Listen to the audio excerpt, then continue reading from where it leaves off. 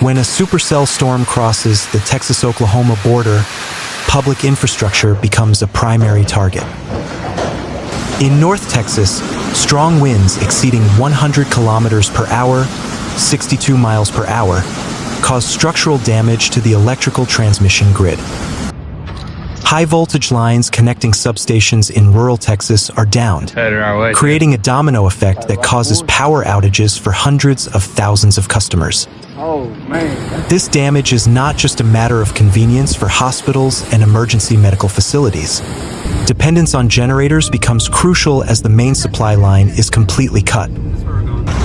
In Oklahoma, particularly around the path of the EF1 tornado in Kaw City, building damage is selective but severe.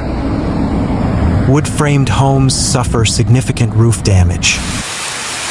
Technically, the drastic drop in atmospheric pressure as the tornado funnel passes creates a pressure gradient between internal and external forces that can shatter windows from the inside. This debris then transforms into dangerous projectiles, which are propelled by the surrounding winds, damaging nearby assets, including vehicles and agricultural facilities. One of the most striking aspects of this storm in Texas is the intensity of its hail. In Denton and Collin County, Texas, baseball-sized hail, approximately 2.75 inches in diameter, reportedly fell nonstop for 15 minutes. From an infrastructure economics perspective, this was a disaster for the insurance sector. Thousands of vehicles parked in open areas suffered total windshield and body damage. Furthermore, membrane or asphalt roofs of commercial buildings suffered perforations, which, if not addressed promptly, could lead to interior damage due to rainwater seepage. In addition to the wind threat, this storm system brought rainfall intensities that exceeded the design capacity of drainage systems in cities like Oklahoma City and Tulsa. Urban flooding occurs when rainwater can no longer be absorbed by saturated soil or channeled through culverts clogged with storm debris. Interstate highways were forced to close as floodwaters reached depths of up to 3 feet in low-lying areas. This hampered the mobilization of firefighters and ambulances trying to reach tornado-affected areas, creating significant logistical challenges for local authorities.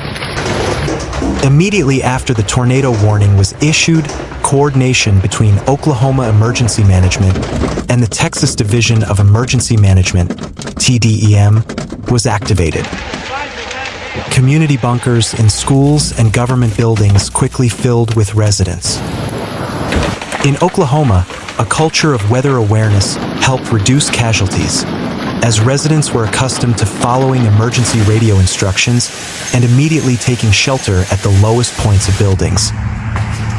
Search and rescue teams conducted secondary searches to ensure no one was trapped under debris, especially in densely populated areas along the wind path.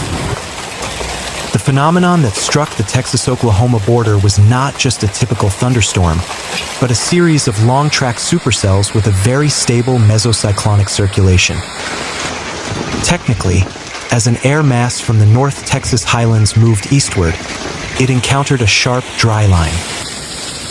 This encounter triggered explosive air uplift. Updraft speeds within these storms were estimated to exceed 150 kilometers per hour, strong enough to suspend large chunks of ice in the atmosphere before they ultimately fell as giant hailstones in Denton and Collin County.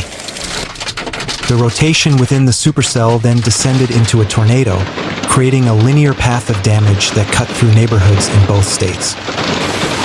Damage to the electrical infrastructure in North Texas was caused not only by downed transmission poles, but also by the phenomenon of galloping lines.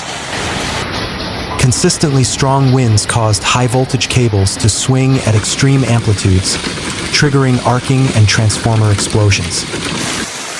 This domino effect caused cascading failures at distribution substations.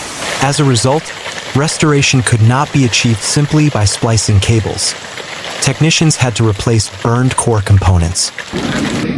In Oklahoma, these power outages hampered municipal water pumping systems, worsening the situation for residents struggling to clean up the remains of flash floods in their basements.